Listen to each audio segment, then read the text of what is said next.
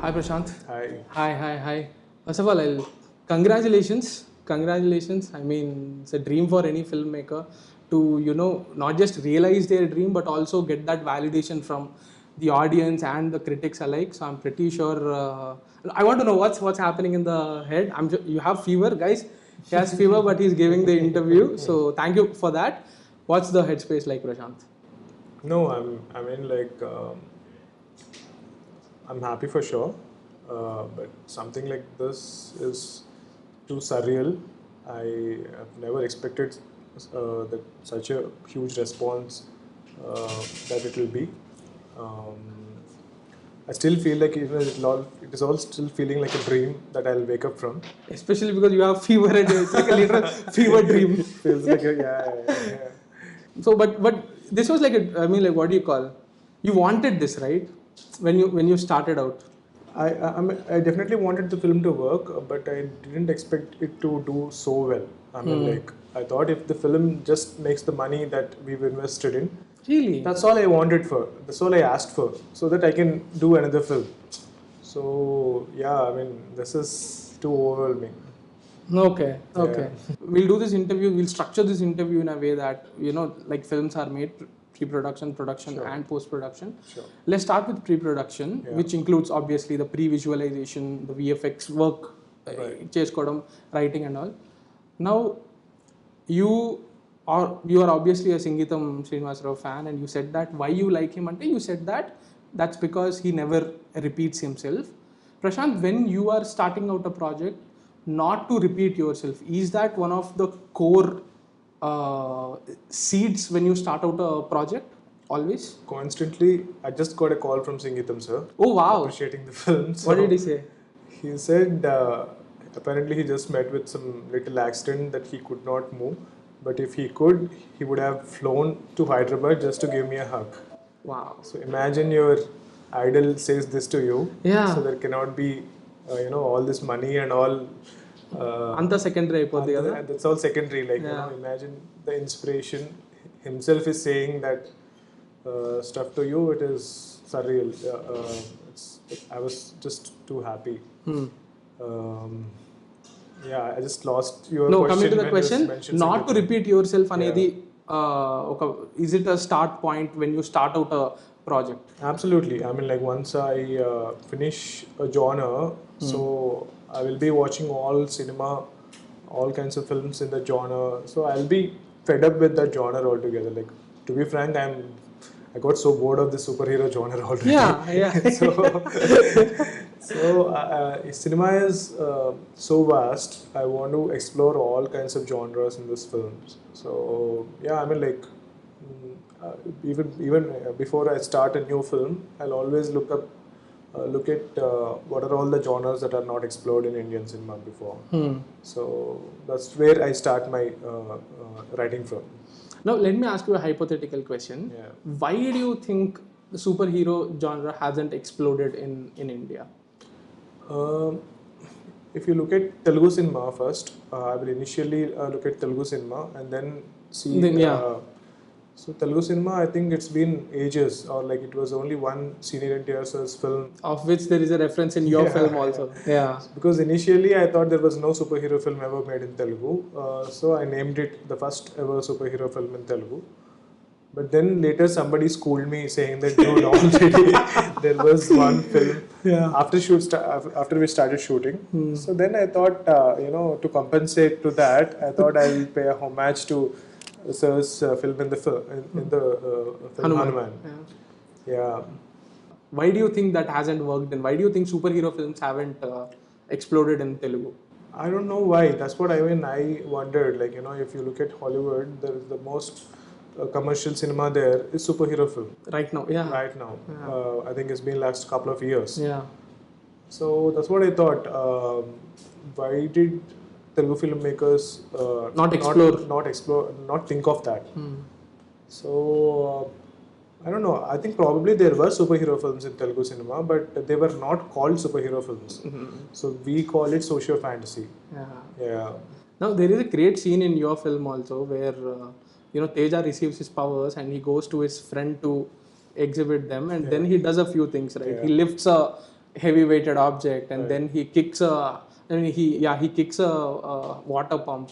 Then he breaks the wall. They're all obviously references to previous films.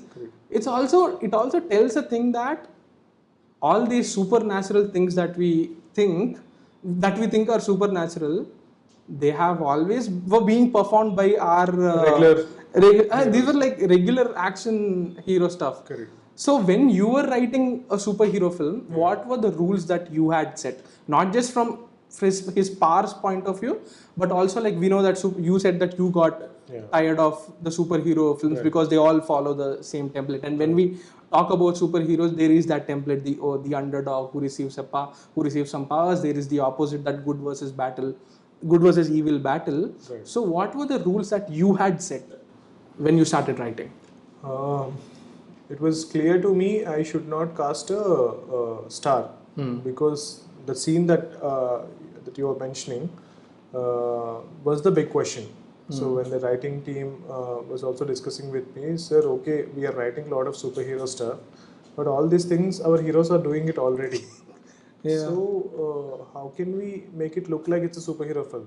What else can we do? Because all this, I mean, the same thing. Our heroes are doing it without superpowers. Yeah. So that's the reason I thought, okay, let's have a scene in the film saying that our heroes are already doing it, and then show what is actually a superhero. So that's what physics-wise, I didn't think much of that. I thought, okay, let's show hero as so weak, like he cannot even open a dabba. Which was very smartly done, to be very honest. His sister comes and opens, but he can't. Yeah, he cannot. So let's show him as a very, very weak person, and then give him powers so that the contrast will be clearly established. Okay. Yeah.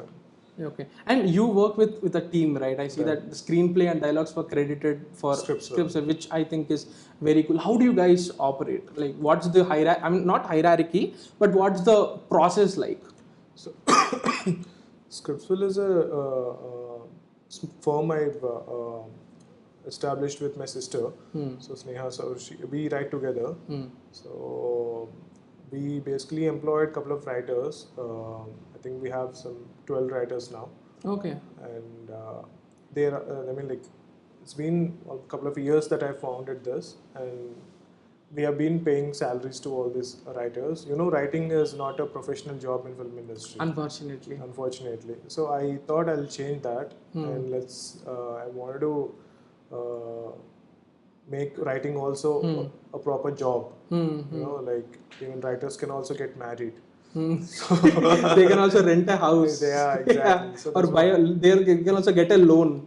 Correct. Yeah. So I thought I'll establish something where, you know, writers are properly respected, properly credited. If you look at the film, all the writers are credited in the film. Yeah. And they get proper salaries every month. So I've established that a couple of years back, and that's been going on and on. So I mean, like initially, whenever I come up with an idea, I bounce it with them, and they brainstorm, and they come up with a couple of ideas and couple of scenes and all that, and then I'll sit with them, and then I'll, you know, fine tune or like filter all the scenes that are not actually working for me, or like not in the space, not in the world of this cinema. So yeah, the process keeps going. There will be multiple iterations and all that.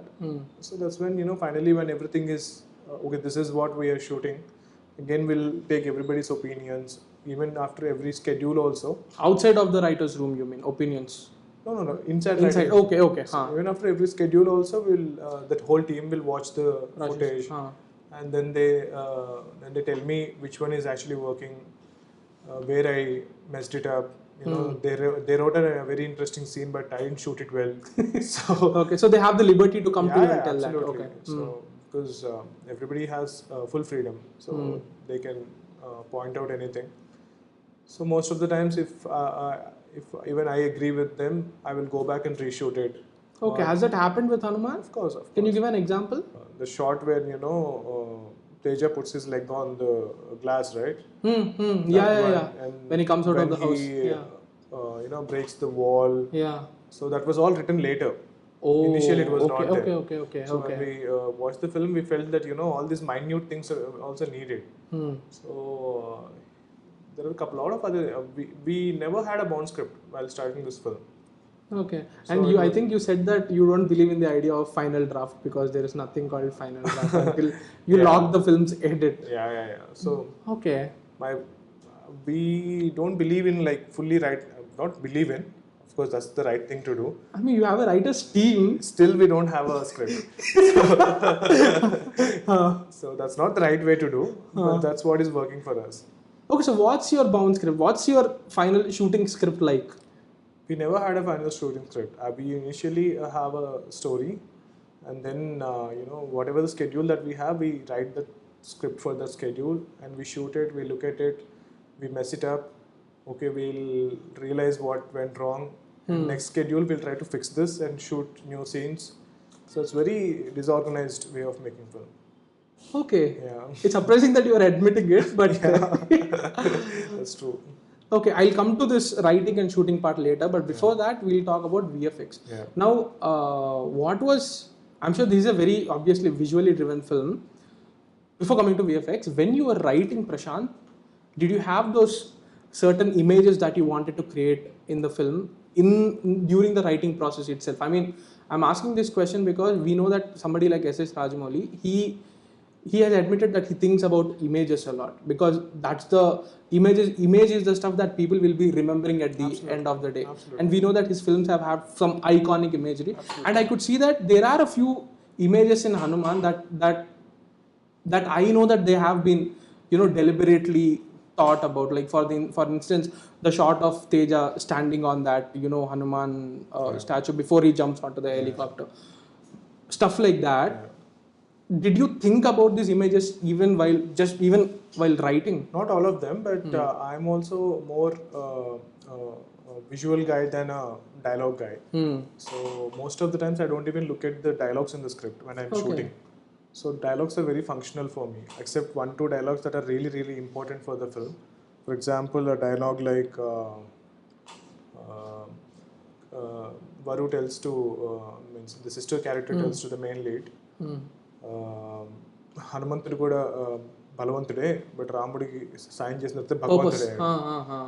So except few dialogues like that, ఎప్పుడు కావాలన్నా so except few dialogues like that, okay, most of the dialogues I don't really put lot of effort in. Every time I try to visualize the scene, what are the shots that I'm going to do, how we can elevate the scene. So that's how I think. Most of the times when I'm shooting, I don't even hold the script. Okay. So only the ADs will make sure the dialogues are properly said. So most of the times I'm more like how the shot is coming. So I'll be more concentrating on that. Definitely, there are a lot of times, like you asked, the scene is more about the visuals that I'm going to shoot for me. And then a lot of times when I go to the shoot, there will be a lot of improvisations. So when I get some idea, I will execute it. If it is 5 o'clock in the evening and I get a new idea, we will shoot tomorrow. So it's not like I have to finish the shoot in this 2-3 days. I have to finish it.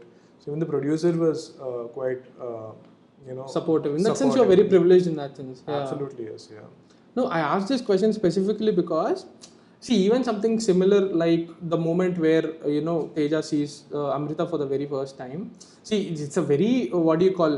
I don't want to use a cliched, but it's a very familiar scene, right? That moment where hero sees the heroine for the very first time and which segues into a song. It's a very familiar scene. Yeah. But I really liked the fact that you are trying to do something with fishes there also. Right.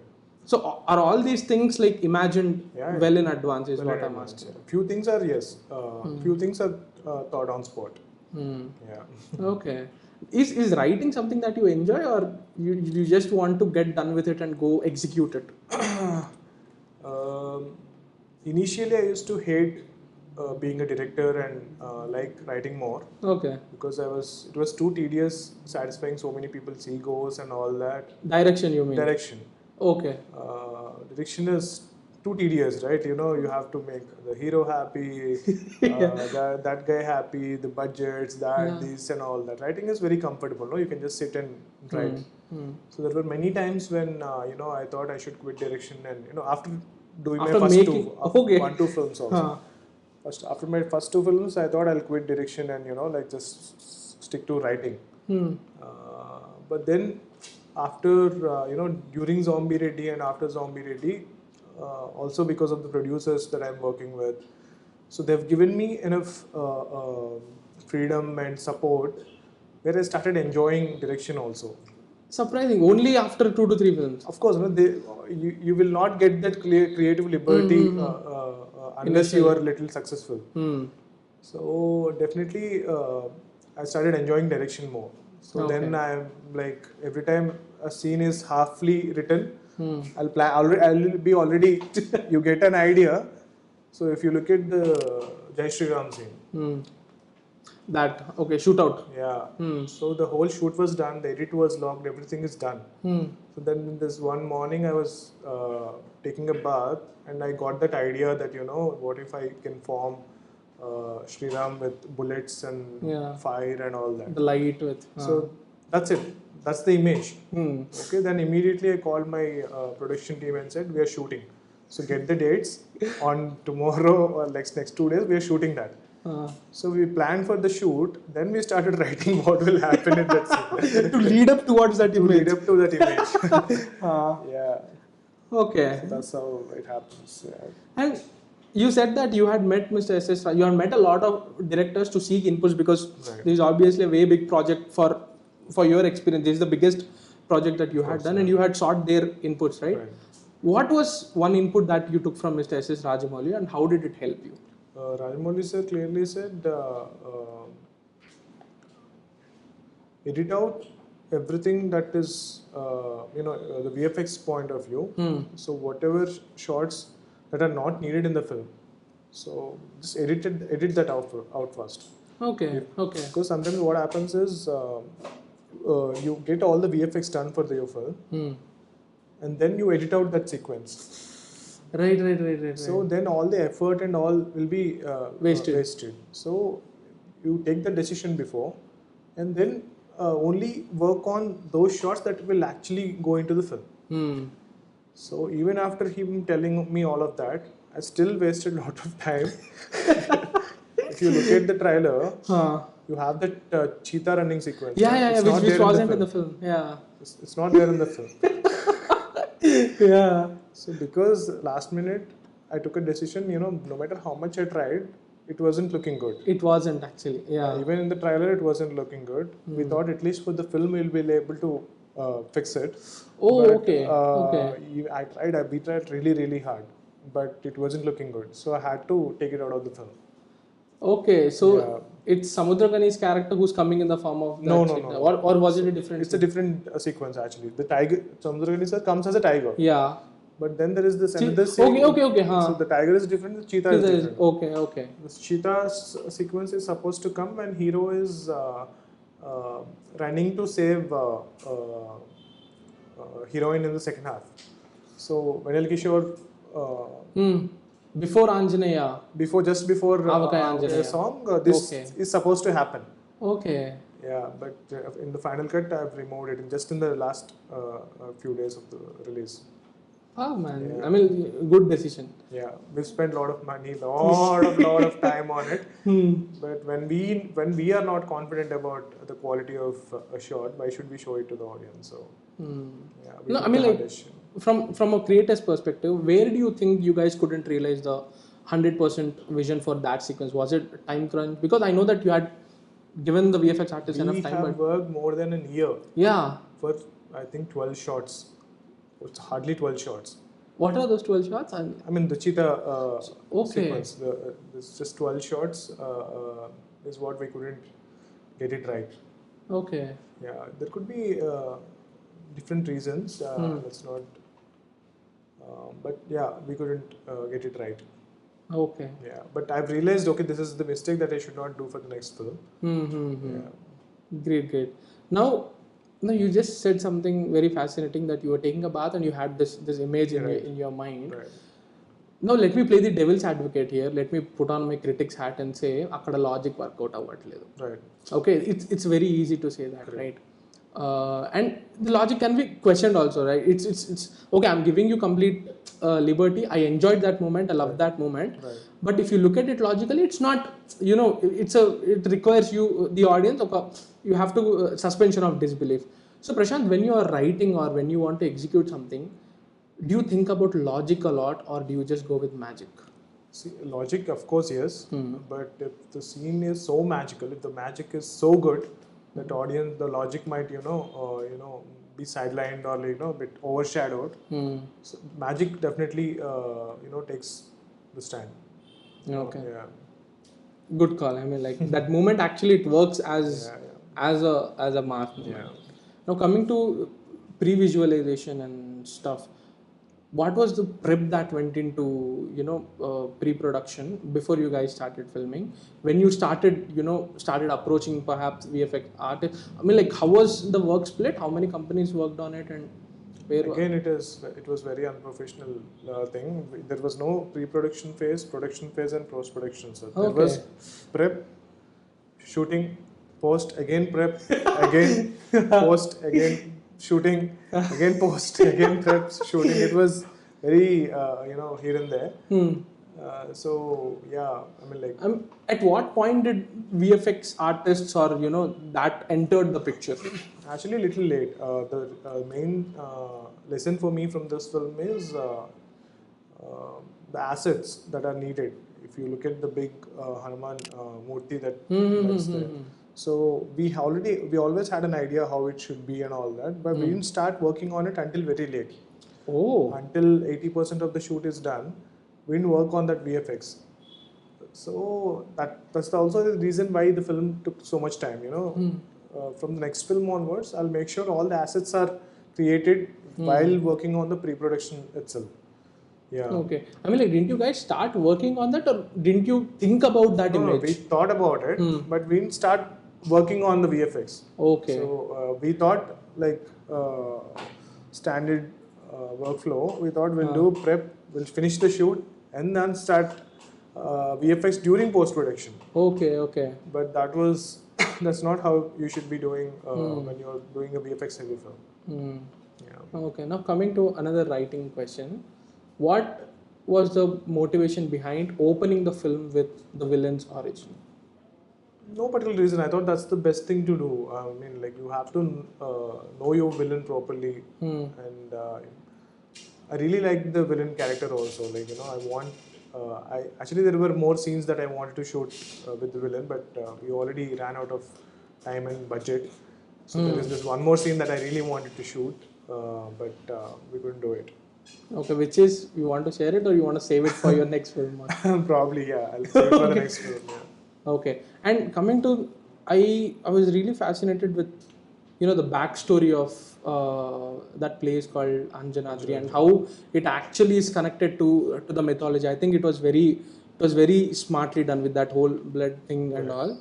What was your is that all the backstory that we saw, or what was your how much material did you put into creating that place? And there is a very big story that we wrote. So HanuMan is just a very small part of it. So if you look at Samutrakani sir's character, so I don't want to reveal the twist, but who he is. Yeah. So in the end, Samutrakani sir says, I have finished my promise. I have fulfilled my promise I've done to you. Yeah. It's time for you too. So definitely HanuMan, the god HanuMan has told something to him. So there are like lot of stories that we wrote around this small little story. Okay. So there's like much bigger backstories, and there is prequel, sequel. There are like a lot of ideas. Okay. Yeah. I mean, like, he could be like the Nick Fury of exactly. That's what I told him also. When I when I was pitching Samutrakani sir this character, I told him, like, you will be the Nick Fury of this universe. Yeah. And that reveal actually fascinated me. I mean, like, who he is, and I reveal that he is this and so. At what point of the script what was the inspiration behind See, we wanted to create a universe of superheroes. So initially, when we wrote the story, he was not there in the film. When we started shooting, also he was not there in the film. Oh my God! Okay. Okay. So then, when we thought, okay, let's make it as a franchisee. Let's make it as universe. Let's have characters that can move forward. Let's have characters that can have a bigger backstories and all that. That's when I brought this character in and weaved it into the story that we already have. Okay. So I have a doubt here. When you're saying that you didn't have this character when you started shooting, there is a scene where, that whole bandit attack scene where Teja is trying to save Amrita. Right. Samudrakani's character is in that, during that moment he is there, right? When it is happening. Yeah, but I think... Was he included later? Later. Okay, so you guys shot the bandit sequence first and then you... Oh my God. When you know the entire story of our filmmaking process, whatever has happened, you'll be so surprised. Okay. Yeah, there were a lot of things we did later. Please share a couple of things. What came, because I think you said you had seen the response to the teaser and then you went and changed a few things. I would love to know what came in later. Even irrespective of the response to the teaser, I keep changing stuff, like I never, even, like I said, the Jai Sreeram scene, if you look at that scene, it has a lot of connections to the story. It has... Samudrakani is you basically change the context of the scene, right? There is like a lot of things. Yeah. But that scene was conceived very later. The scene was conceived very later in the filming process. So like that, the way I work is little unorthodox, It is, of course. Yeah, so it is. I'm not proud of it, but no, I'm just but being that frank is about it. If that brings out the best in you and if you are getting support from your producer to give a good product, that there's nothing. I usually be like, call him and say, I have this new idea. You're like, oh my God, again, the producer be like. Then after a point, I think for this scene, I think there is this one more scene. I just called him and I said, I have this new idea. He said, go ahead, do it. Oh, wow. Because he believes in, the last minute ideas that I get are really working for the film. So, man, I would love to know what were a few other editions that weren't, conceived originally. Not many. I think. You just said that they were very. I meant to say there will be one more dialogue that can be added in one scene. So that I usually shoot with cheat and shoot it in a close up and then add it into the scene. Yeah. We usually nobody knows how to make a hit film, right? Yeah. So we basically believe in watching the scenes that are already shot and agree, put your ego aside and agree that you didn't shoot it right. Yeah. You somewhere messed it up and then, do a little bit of patches and make the scene work. So we didn't follow this approach where, this 1 week you have to finish 12 scenes. So you have to finish those scenes at any cost, no matter how these scenes will come. So one day you have to finish 2 scenes. So that approach we didn't go with. Okay. So we went, okay, if we don't finish this scene today, we'll finish it tomorrow.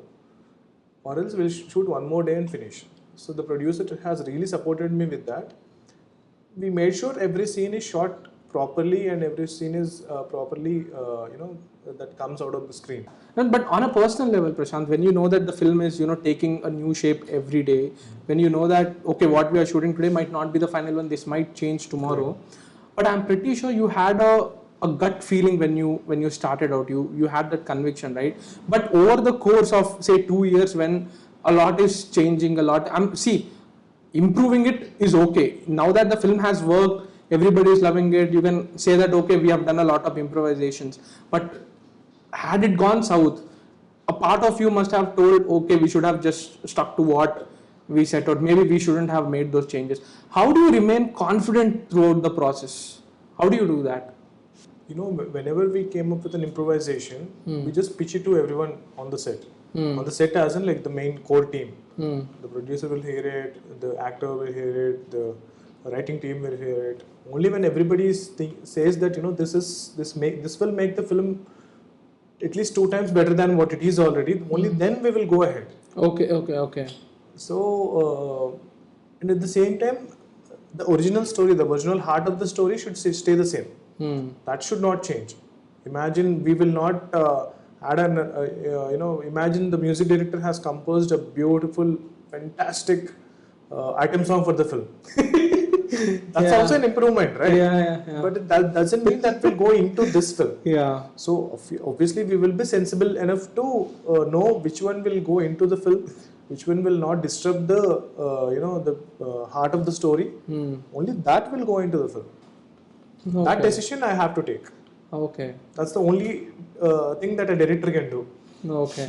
Yeah. I mean, like, it's all about filtering inputs, right? Like, I'm sure you have. It's like everybody is working. Everybody has. You're handling a lot of departments. It's one of the prime responsibilities that you have is to say yes or no to. That's great. I take inputs from my focus puller also, my light assistant also. Even they can come and tell me on the set, sir, like, ఈ shot ఇలా ఏమైనా చేస్తే బాగుంటుందన్న I'll take it. Have there been instances like that? Instances. The focus puller told me once, like, sir, ఇక్కడ కాకుండా ఇలా చేస్తే బాగుంటుంది అని. Okay. So we did that. Even the art director comes and tells me, sir, I think acting ikkada అని చెప్పి అంటారు. So I'll listen to it. So everybody has that freedom around the set. We basically have a lot of, we really enjoy the making of the film. There is not like, Ray, what will director say if I get. So that environment is never there. Okay. And even if you come to our sets, nobody will scream. Usually the big sets will be like, there's a lot of shouts and all this. It's always very peaceful, very fun, very happily going kind of shoots. Again, don't think that I'm focusing too much on writing. I'm pretty sure you'll have a different answer to this also. Sure. When you have a villain in the film, you have a villain named Michael, but still in the first half you are filling this. I think I'm telling you, appreciate Justin. I'm not sure if it's coming out like that. Yeah. I like that you are filling the story with so many elements. Like, for instance, there is a village lone, there is a bad guy of sorts who's also getting a redemption of sorts at the end. And in the second half, there is that entire angle where he has to prove that there is a play going on between the villain and hero that he wants to find out, but this guy doesn't want to reveal that. At one point, he is being called a cheat, stuff like that. These elements and me, I'm like, okay, I'm sure that you have a structure, point A, point B, point C. ఆ పాయింట్స్ని fill చేయడంలో వచ్చే what is that process like? I'm sure okay, మనకు already villain ఉన్నాడు, but why do you need a second villain of sorts? What is the motivation behind these packing in these elements into the film? I didn't really think that much.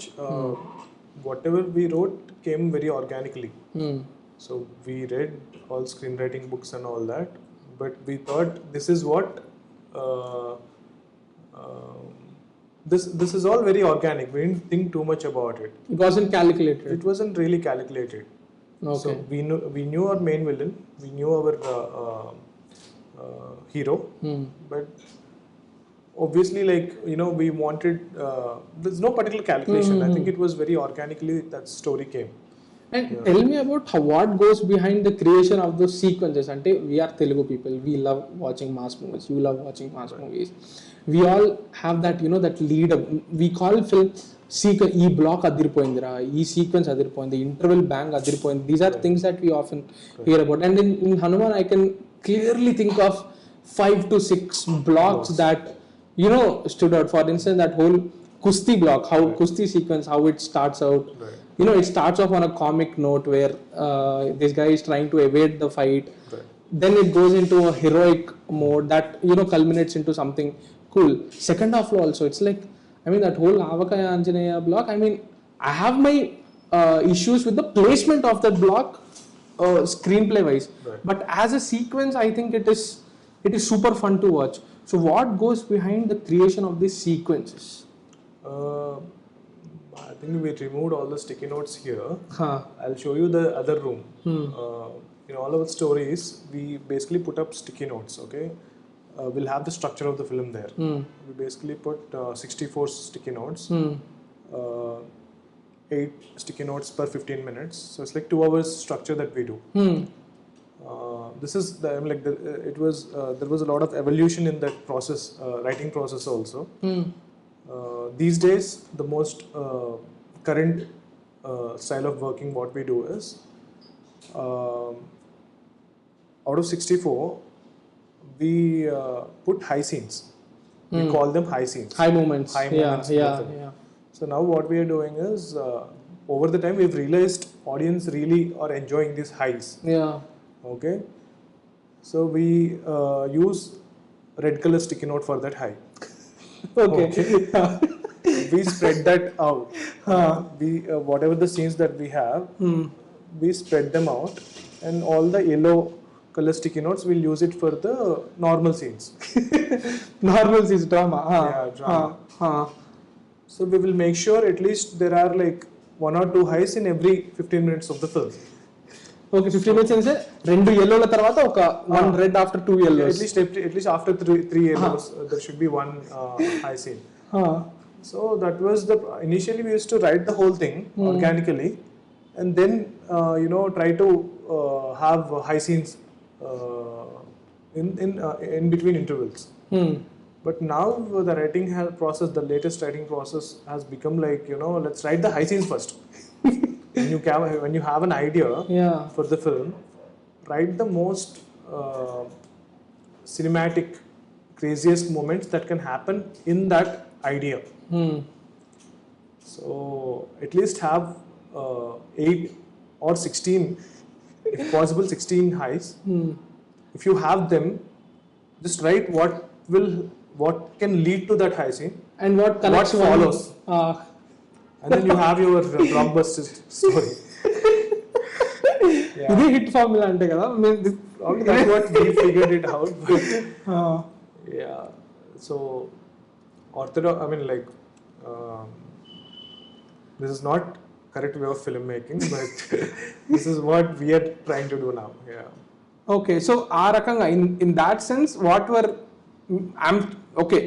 as an audience, what were the scenes that you intended as high scenes in the film? The scene when hero is getting the powers underwater. Yeah. So that was one. You didn't intend the hero intro to be a high scene? No, it was. I thought it was a very normal scene, but people are saying it is really good. It's a fun scene. It's a fun scene. Yeah. But right now, none of the scenes are like really, really high for me because it's been almost 3 years that I'm working on them. But definitely the Jai Sreeram scene is there, and then the scene when he's finally standing on his shoulder. Yeah, the shoulder scene.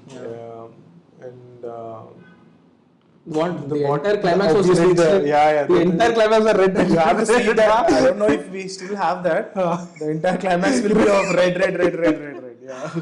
Okay. Yeah. And see, I'm really curious to know about that Avakaya Anjaneya sequence because we started shooting with that song actually. Oh. That was the first thing that we conceived. Okay. And we went to shoot with that. Okay. Yeah. See, from a writing perspective, I have an issue with that and I want you to address it. Sure. That scene plays out when something urgent is happening in the film. You know that this hero has, he was captured by the bad guy, which is a huge red flag, right? Ideally, Teja's character should be worried about what this bad guy's plan is, what is he up to, because it's a dangerous scenario. Okay. But you place a rather fun, again a massy, I really liked it. What was the need to place that sequence there? No particular reason. I thought it would be really cool to do it. That's it. Yeah. You didn't think about, the break of the demo? I didn't really think that much. Okay. Yeah. And what was the intention behind, conceiving that whole Avakaya thing? Nothing. I thought it will be really cool to do it. Heroine is in danger and there is threat. And there can be Avakaya can be prepared, and then there is hero who can beat them up. I thought it's very cool, yeah. It's a very cool idea, and the song has also come out well. So I thought let's go shoot it. Yeah. Wow, man! And I'm really curious to know about Koti character also. I'll be really surprised if you now say that that also came out. It was there from day one only. And day one itself, even before I started shooting, I asked Ravi Varman, there is this one character that you have to dub. It's almost like 3 years back, I think. Okay. So then he said, yeah, I'll do it. So it's there from day one, right till the climax twist. Yeah, I really like that you use that character to actually give some utility Correct. to the story. When he's in theater, somebody was like, people were cheering for that scene when he throws that thing. I think the screenplay also has a lot of callbacks, right? That Koti or that bad guy coming back. Even ఆలోచించి team తో not everything. 60% of them are written, 40% is improvised. Okay, 60 plus 40. Yeah. Okay, I mean like మీరు చెప్పేదాన్ని చూస్తుంటే it reminds me a lot of తమిళ్లో Vetrimaaran. He also says that don't follow me because this is like you're admitting this is very disorganized, but this is how I do. He reminded me of that. And I wanted to know, this film is a mix of obviously in camera, you guys tried virtual reality, right? Virtual we thought we'll do, but it was too expensive. We didn't do it. Okay, didn't go for that? No. So it was entirely green screen. Entirely green screen. Yeah. Was it never the intention to reveal Hanuman's face? Yeah. Will we see a face in the second part? Of course. Okay. Yeah, because it is very difficult to cast an actor who will match up to Hanuman's image. So it's very, very difficult to find that actor. So we thought at least for this film, let's just go photorealistic VFX. Like if you look at those shots, it will look so real. It will. Some shots even I thought like, why did I even go for VFX? I can just use my hand and shoot it because every shot is expensive. No. It comes so naturally. Those shots come I mean like obviously it took us a lot of time to get it there. But it's come out really, really well. But second part, of course, the full film you will see him. Oh, full film will have future Hanuman. Okay. And he will be the main lead in that. Okay. So there won't be Teja in that film. There will be, but the story is about the promise. Oh, and it was a very good cliffhanger, man. I think it was done very smartly. We actually have the story for Jai Hanuman. We wrote it. It's there. Actually, we wrote more Jai Hanuman story than the actual Hanuman story. Okay. So, but we never thought we'll include that in this film. Okay, this so that was supposed to be completely. That's supposed to be very separately done. But very last few months before the release, we thought let's just have that into this film. Oh my God! Okay. Let's just, like tease the audience with. Then what was the original ending supposed to be like? Hanuman will come, and Teja, and that's where it's supposed to end. Okay. But then we thought let's tease audience with Jai Hanuman, so we brought that in. Okay, one of my final questions, Prashanth. Obviously, you have worked on the film for like 3 years. You obviously have been very passionate about it. It's like it's art for you. You're the creator. But at the end of the day, I'm not going to ask you about all the release issues. Not getting there. As a creator, is it difficult for you to accept that at the end of the day your creation will be perceived just as a product? Was that what do you call a hard reality for you this time, something that you had to deal with? Even I don't really get too attached with my thing, and I will not treat it as like some art, like some supernatural thing or whatever. So end of the day you care about it, right? You can't care about it. You can't do that without. Of course I care about it. But once I finish the film, for me the most important part of the film making process is the making of it. Once you finish making it, so that's definitely in the producer's hands and the distributors, the exhibitors. So all this business things will come. So with my previous film, I really struggled a lot to like even after finishing the film, I tried a lot to like where it is going and all that. This was Zombie Reddy or Kalki or Awe. So I used to treat it like my baby, like let's not give it to them, let's not. I used to be like so involved in the post-release process also. But no matter how much I try, things are not in your hands anymore. So you cannot decide your release date. You cannot, decide which theater the film will go into and all that. So ultimately, it will be treated like a product only. So it's better you make the film that you want to make.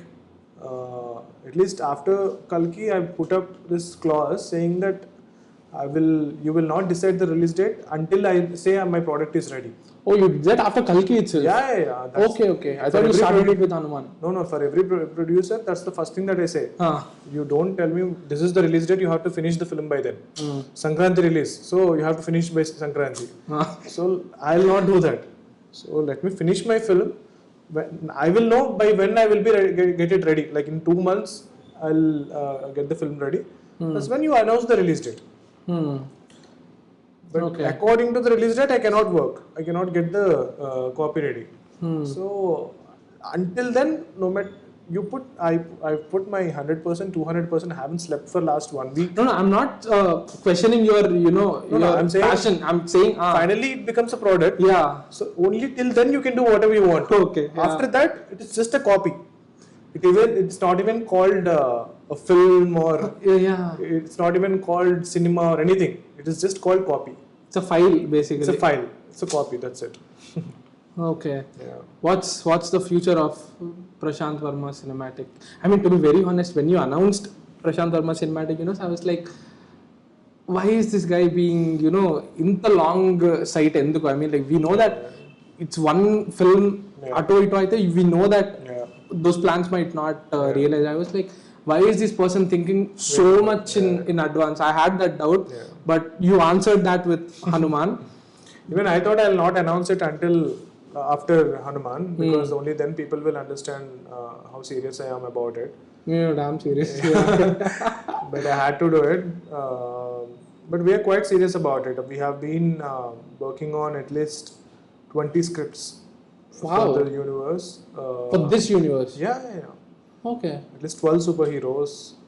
6 superheroes will do it in the phase 1. You have phases also? Yeah. Wow, man. We are not calling it phase, we are calling it something else. I'll tell you slowly one by one. Okay. So, and it'll all happen in a parallel universe called Akhand Bharat. It's very exciting. Like, there'll be new directors who will be shooting these films. So, it's like a lot of things that we're going to do. And you will have a film from Prasanth Varma Cinematic Universe for every Sankranti. Oh,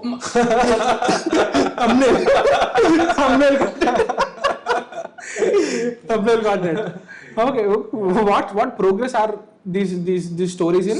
They have progressed in, I think 60-70% of the story is ready. But with you, it's never. I think with me, we can start shooting. Oh, okay. Yeah. That's Jai HanuMan. Jai HanuMan we can start shooting. Adhira we can start shooting. There is female-centric superhero film that we can start shooting. There is like 2-3 more stories that also we can start shooting. They're in a pretty advanced stage of writing. But I will not have time for so much, right? So I think immediately we will start Adhira and the female-centric. I'm consciously not saying the name, but we have the name. We've registered and everything. Lakshmi. Saraswati. No. Durga. You mentioned everything but that. Kali. No. Yeah. Okay. So, I think we'll immediately work on these 3 films. Great, man. As usual, I mean, like, we do the normal stuff also. You want to plan both, right? It's like, it's not like you want to do only the universe films, or do you want to like standalone films? Standalone films, we are calling it Beyond the Universe. So I'm already shooting. I'm already shooting one. Okay. We finished 90% of the shoot. No, is that connected to? No. It's not. There's this another film that I have been shooting along with HanuMan. Okay. It's 90% done. So this is how do you manage? It's fun, Okay. I was shooting 10 days HanuMan and 10 days that film. Oh, okay. So it's almost done. It's another 10 days left, and we will probably finish it and announce it next month. Okay. Yeah. So thank you very much for the time. See, I'm most excited about this because every time we talk about a superhero film or a big universe film of sorts, everything becomes about stars. Okay, I'm glad that you created something which I don't think it requires a star. Once the star enters the picture, it becomes entirely about that star's image, that fandom. But I think with HanuMan, you created something that doesn't really bother about the star, because it's the character that we are most excited about. Even if you look at Marvel, be it Thor or be it that whole Tom Holland Spider-Man also, Tom Holland was not a very popular star. It's the character that made him a star. So I'm glad that you're creating those characters, and I really hope you place the characters above the stars in this universe. Right. Wishing you all the very best. Congratulations for HanuMan once again. Thank you very much for the time. Thank you so much. Thank you.